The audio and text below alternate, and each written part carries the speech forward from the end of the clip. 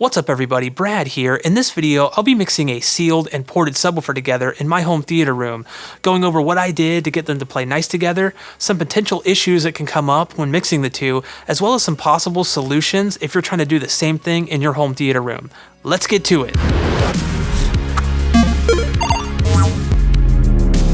The subwoofers I'll be using in this video are my own personal SVS PB10 ISD, which is a 10-inch ported subwoofer with a 300-watt amplifier. Now this is the older version. They have a newer version of this model called the PB1000.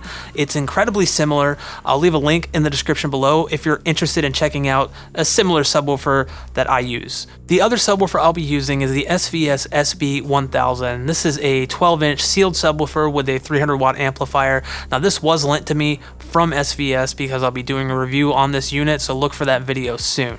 Now, if you're new to the channel, I post home theater and gaming related content, including technical breakdowns, graphics, performance, and audio reviews of video games, as well as videos just like the one you're watching right now. If you haven't done so, consider subscribing and clicking that bell notification so you'll never miss out when I upload a new video.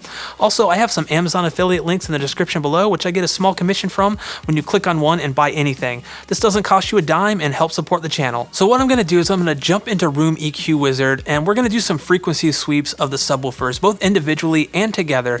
And we're going to see kind of what's going on in the room and what frequency response we're getting. Now, I've zeroed everything out in the subwoofer. I've disabled Odyssey. I've set the output gain to 0 dB in my receiver. And I've level matched both subs off camera to 75 decibels.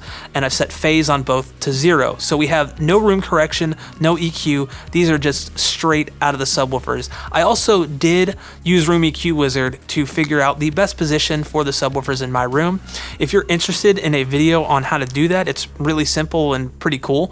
Let me know in the comment section below, and I will definitely get that video out for you guys as soon as I can. So let's go ahead and jump into REW. All right, so I'm just going to verify that Odyssey is turned off before we get started. So yes, it is off. I'm also going to go into my speakers, make sure that my level is zeroed out, and it is. Awesome. And then now you'll notice something. I'm going to go in and make sure my crossovers are okay too. Yeah, we're good. 80 hertz. If we go into the distances, and you should have saw in the levels as well, the subwoofer only has a single control. I have a lower end receiver. It's the Denon X2300W. It does have dual subwoofer outputs.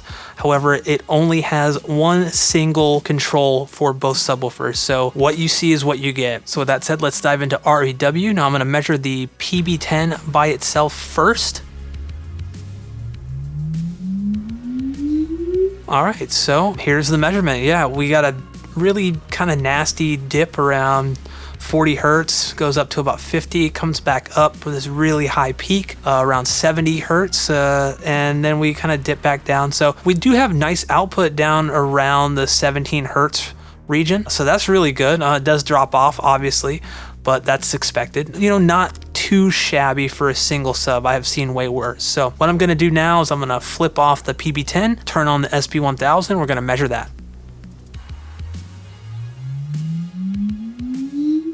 All right, so if we turn off the PB10, we can take a look at the SB1000 frequency response. And it looks okay. We don't have that really gnarly dip at 40, but we have a massive dip up here, and that's, it is what it is. Because we are using a sealed subwoofer, we got extension, we got decent frequency response down to about 20 hertz. Now this sub is actually rated to 24 hertz. Which is good, we're still getting decent output, and we're actually getting about 3 to 4 dB gain because of the room gain. So that's really awesome. So what I'm going to do now is I'm going to switch on both, and we're going to do a measurement of that. So if we look at these two individually again, so the PB10 would be this line here. I'll turn the SB1000 off. That is our PB10. The SB1000 by itself. Now we just measure both of them together. Whoa. Look at these really deep nulls here. Now we have some decent output here. Then we start getting into these weird, it's like 1, 2, 3, 4, 5, 6. There's a lot, and that's because the phase is off. They're not aligned properly with one another.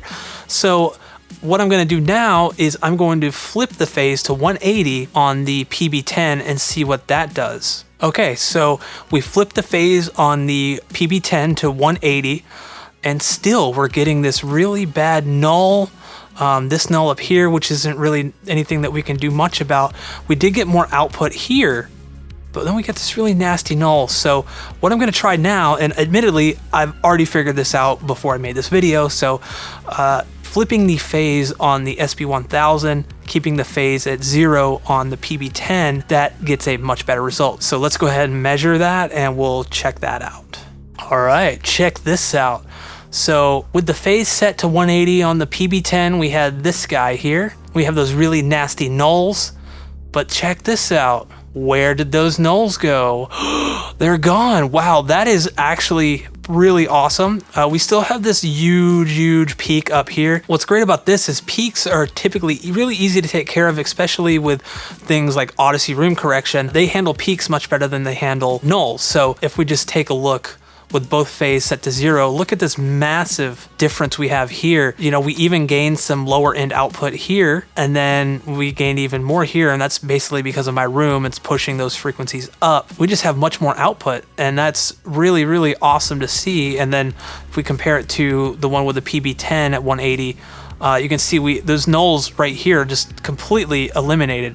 We got rid of all of those, and you know, with this really weird null right here at around 80 degrees, which is our crossover point, we want that as smooth as possible. So with the phase on the SB1000 set to 180, we're getting that output as well as a smoother frequency response. And this is gonna sound a lot better than this. So real quick, let me turn on Odyssey because I've already ran everything. I haven't changed anything on here, and I'll show you what Odyssey did with this. So looking at the Odyssey measurement here, and oh wow, yeah, see, it tamed those peaks up here.